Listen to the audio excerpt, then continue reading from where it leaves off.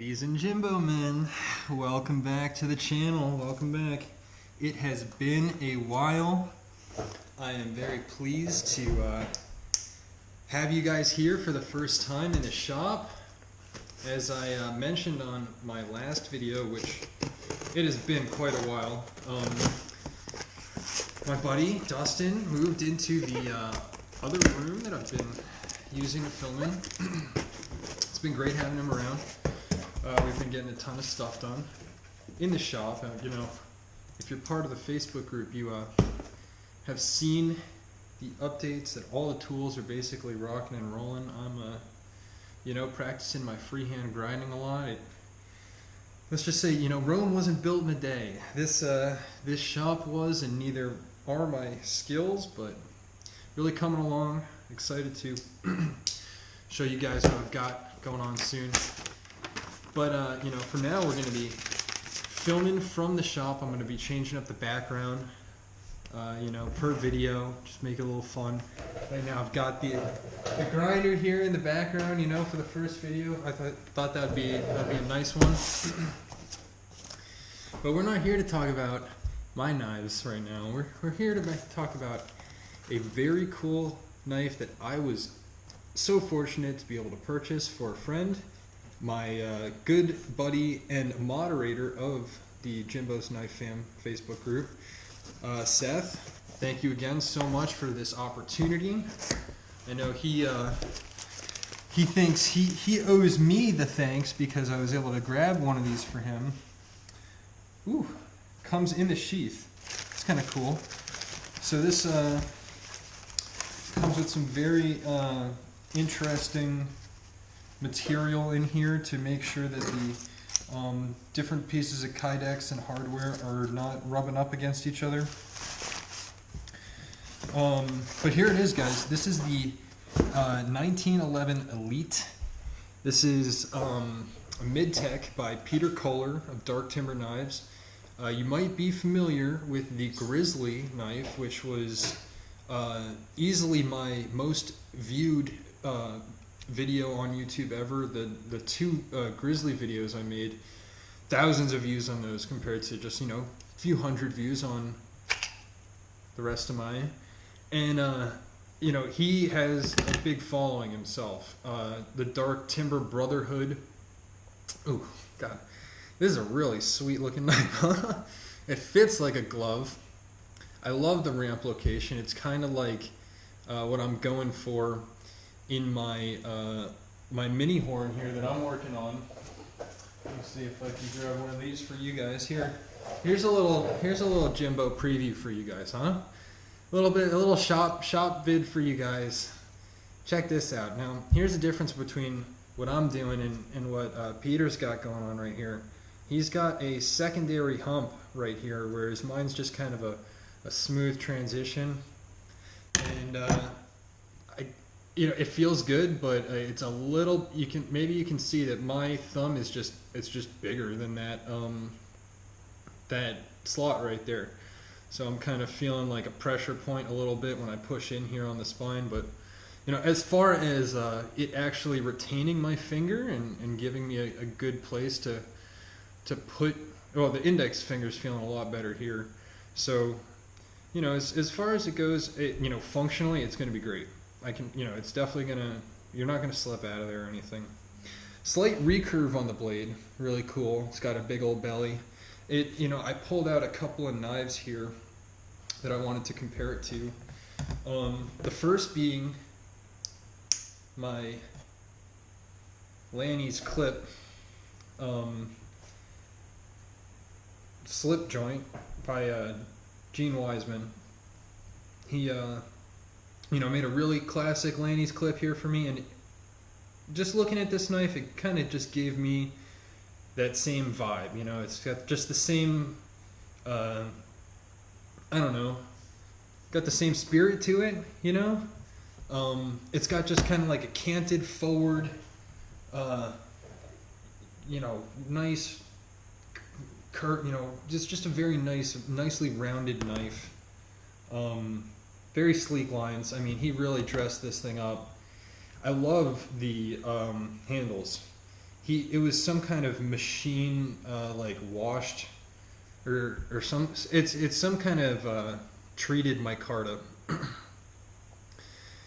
You know, polished, bead blasted, something, just to give it a little bit more texture, which I think is really nice. But I think it's machined somehow, because, you know, it's got some very evenly done grooves here.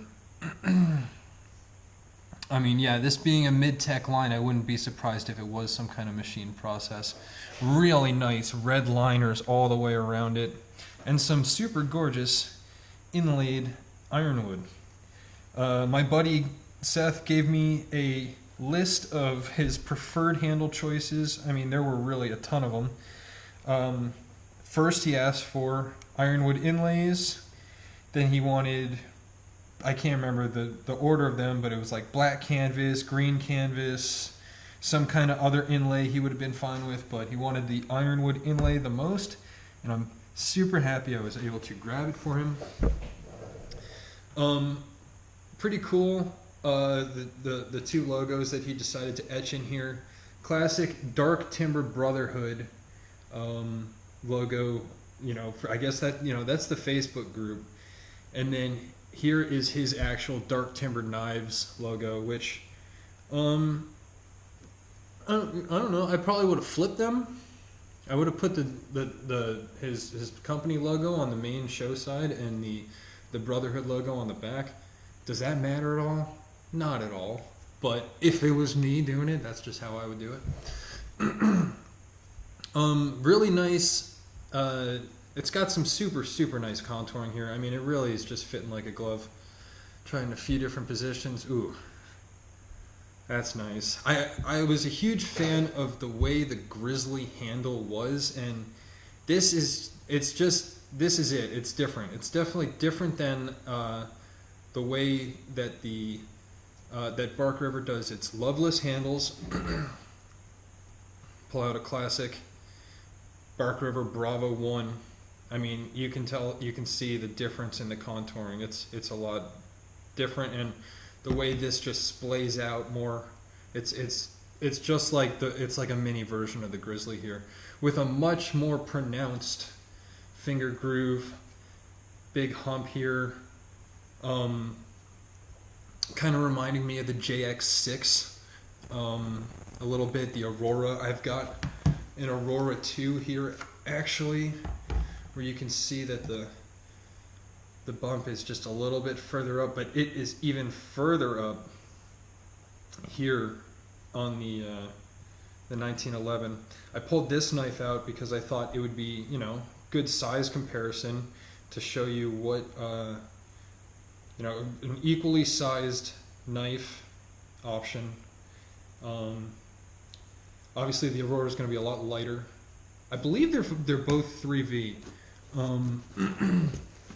I was trying to find, yes, CPM 3V.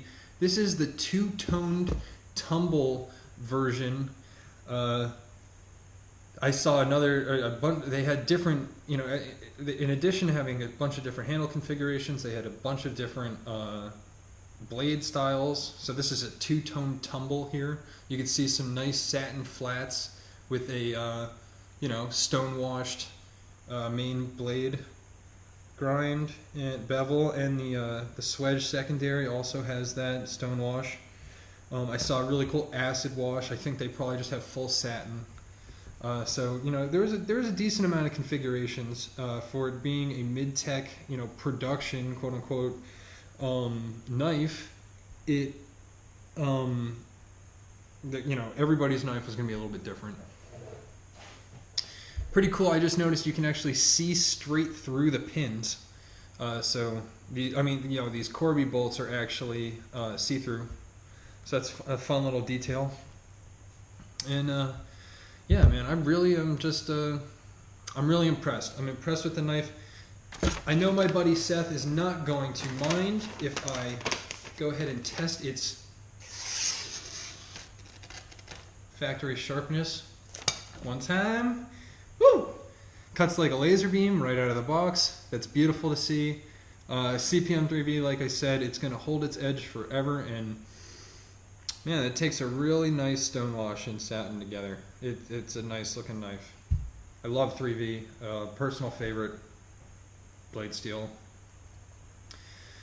Oh, I'm jealous, buddy. I wish I got to keep it, but this one's going off to you today. I'm sorry for the delay in getting it out. Been having a lot of stuff going on in my personal life, and you know, with just other people in the fam, a lot of serious stuff is going on these days. But thank you all for bearing with me and keeping us all sane and happy with your awesome posts and comments on these videos. I really appreciate it. Yeah, so guys, I got to get back to work. I got to get this one in the mail. I'm so happy to be able to check it out. I hope you all were able to score one if you wanted one. Yeah, I wish I had one to raffle, but you know, they went so freaking fast that there was no buying a second one.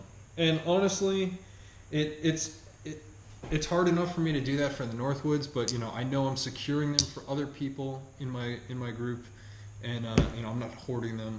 But still, you know, to buy more than one of these and deprive someone from being able to order it themselves when, you know, so many people got bought out on Knife Ship Free. I didn't. Apparently, they went up on 3 different retailers.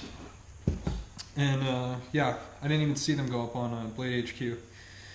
But DLT had them also, and they all sold out instantly. Guys, thanks so much for hanging out. I hope you enjoyed.